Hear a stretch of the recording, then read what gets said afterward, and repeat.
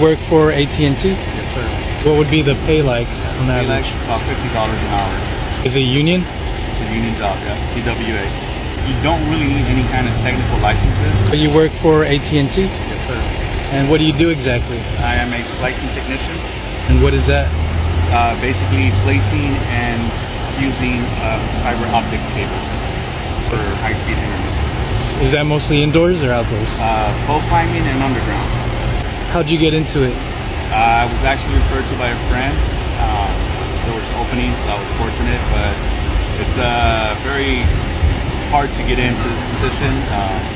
Company only hires terms, not real permanent positions, so you just gotta be very lucky.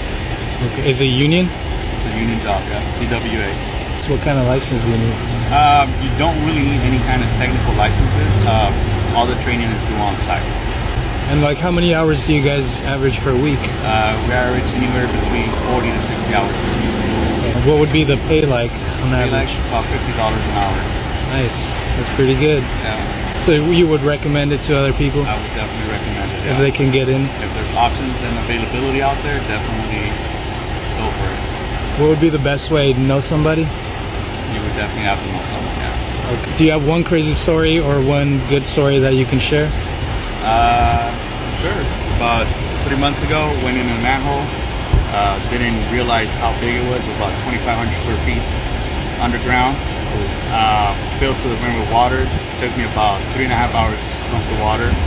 Went down there, did not put on my suit to go underground. Came back covered in mud. Mud? Disgusting. That's rotten mud. It's not the other type of mud? No. Okay, good. That would have been worse. But Yeah. thank you so much, man. I appreciate Not a you. problem, man. Hey, have a good day. You too. Thank you.